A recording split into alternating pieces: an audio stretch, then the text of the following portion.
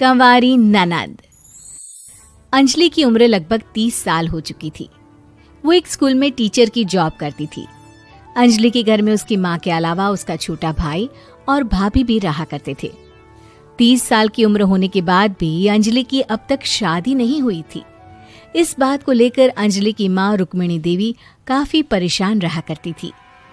माँ, मैं स्कूल जा रही हूँ, जरा मेरा टिफिन तो दे दीजिए। अब क्या पूरी जिंदगी मैं तुझे टिफिन बनाकर देती रहूंगी? अरे कुछ सोचा भी अपने बारे में या बस ऐसे ही? क्या माँ, सुबह सुबह फिर वही बातें लेकर बैठ गई। माँ गलत क्या कह रही है अंजलि दीदी? इतनी उम्र हो चुकी है आपकी, माँ कब तक आपकी सेवा करती रहेंगी? भाभी, मैंने माँ को कब कहा कि मेरी सेवा करो? वैसे भी अपना टिफिन मैं खुद तैयार कर लेती हूँ, बस टेबल से उठाकर देने को ही तो कहा था। वैसे अंजलि दीदी, देखा जाए तो टिफिन उठाकर देने की उम्र तो आपकी है। आपका अपना घर परिवार बच्चे होते तो ये जिम्मेदारी आज आप पूरी कर रही होती। एक बात मेरी समझ में नहीं आती, अगर मेरी शादी नहीं हुई तो इसमें मेरी क्या गलती है और तुम सब लोग मेरे पीछे क्यों पड़े रहते हो? अरे कुछ कहना क्या पीछे पड़े रहना होता है? अपने छोटे भाई को देख, तुझसे 3 साल छोटा है लेकिन 2 बच्चे खेल रहे हैं आंगन में। मुझे आप लोगों की कोई बात नहीं सुननी, जा रही हूँ मैं। और आप में से किसी को मेरा कोई काम करने की जरूरत नहीं है, मैं खुद संभाल लूंगी। इतना कहकर अंजलि वहां से चली जाती है। शाम को जब अंजलि अपने स्कूल से लौटकर घर वापस आती है तो उसने देखा कि पड़ोस वाली निर्मला चाची वहां पर बैठी हुई थी। क्या बात है अंजलि बिटिया, नौकरी करके वापस आ गई? जी चाची जी, कैसी हैं आप? मैं तो ठीक हूँ बेटा, तुम बताओ शादी के बारे में कुछ सोचा या नहीं? अरे रहने दीजिए ना, इससे तो शादी की बात करना ही बेकार है। कुछ भी कहो तो गुस्सा करती है, बात बात पर आंखें दिखाती है। माँ, आप ऐसा क्यों कह रही है? मैंने कब आप पर गुस्सा किया? अरे अंजलि बेटा, तुम्हारी माँ ठीक ही तो कहती है। 30 की होने आई हो, अब तुम्हें भी शादी वादी कर लेनी चाहिए।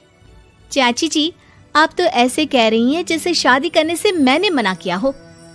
रहने दीजिए निर्मला चाची, हमारी अंजलि दीदी को अभी तक उनकी पसंद का दूल्हा नहीं मिला ना, इसीलिए वो शादी नहीं कर रही।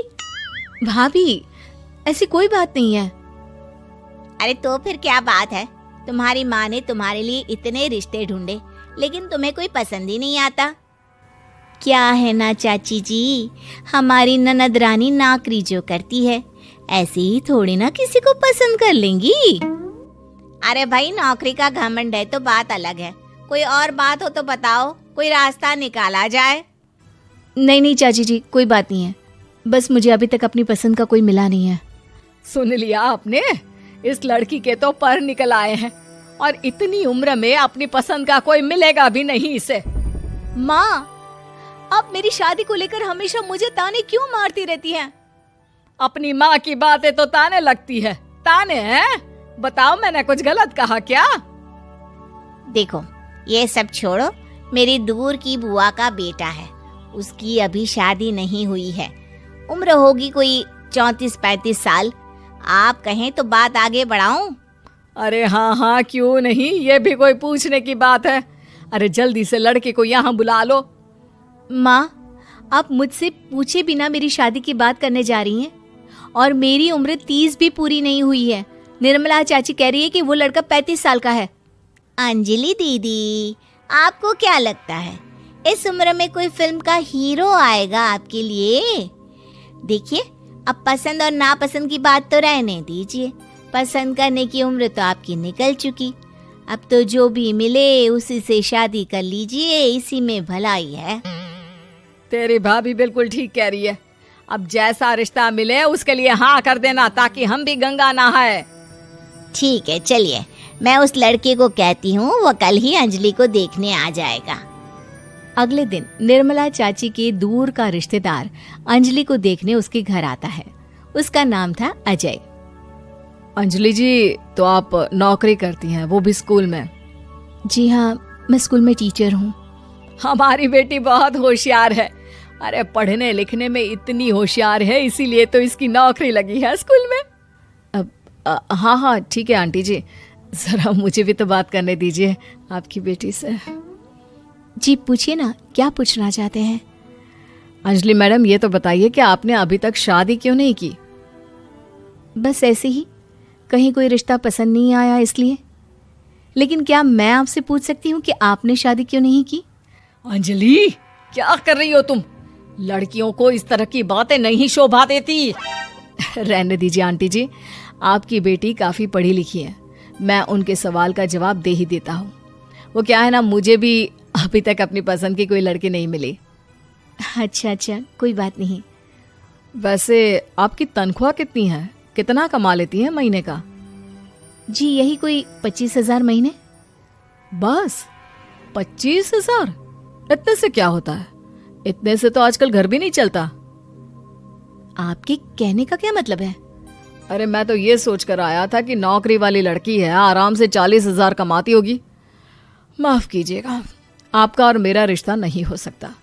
जी कोई बात नहीं, मुझे भी आपके साथ शादी करने में कोई इंटरेस्ट नहीं है। अंजलि, किस तरह की बात कर रही हो? घर आए रिश्ते को ठुकरा रही हो तुम। दीदी, अब इस उम्र में आपको इतनी अकड़ नहीं दिखानी चाहिए। अच्छा खासा रिश्ता हाथ से निकल गया, कहीं ऐसा ना हो कि जिंदगी भर कुंवारी ही रह जाओ आप। कुछ दिन और ऐसे ही निकल जाते हैं और अंजलि की शादी कभी नहीं होती। अंजलि के परिवार वाले बिंदास उसे ताने मारते रहते हैं, लेकिन अंजलि एक बड़ी नौकरी की तैयारी करती है और उसमें सिलेक्ट होने के बाद अंजलि को एक बहुत बड़ी नौकरी मिल जाती है। अब तो दीदी के नखरे और भी ज्यादा बढ़ जाएंगे भाई। अब तो इतनी बड़ी नौकरी जो लगी है, अब इनकी शादी होने से रही। माँ, मुझे नौकरी के लिए दूसरे शहर जाना पड़ेगा। आप जानती हैं ये बहुत बड़ी जॉब है और इसमें पैसे भी बहुत ज्यादा मिलेंगे। अच्छा, कितने पैसे मिलेंगे बेटा? माँ, मुझे हर महीने 90,000 सैलरी मिलेगी। क्या? अरे वाह वाह, ये तो बहुत अच्छी बात है। लेकिन फायदा क्या? कितने भी पैसे मिले, शादी तो हुई नहीं ना तुम्हारी। अंजलि नौकरी करने के लिए दूसरे शहर में चली जाती है और जब कुछ महीनों के बाद वो वापस घर आती है तो उसे अपने पति के साथ देखकर उसके घर वाले हैरान रह जाते हैं। अरे अंजलि, तूने शादी कर ली और हमें बताया तक नहीं। और दामाद जी करते क्या है? इतनी बड़ी कार है उनकी। माँ, मैं आपको सब कुछ बताना चाहती थी, लेकिन आप सबके ताने सुनकर बहुत दुखी हो गई थी और इसलिए मैंने अपनी पसंद से शादी कर ली। मेरे पति मेरे साथ ही ऑफिस में नौकरी करते हैं और बहुत बड़े अफसर हैं। और एक बात बताऊं माँ, आज मैं बहुत खुश हूँ।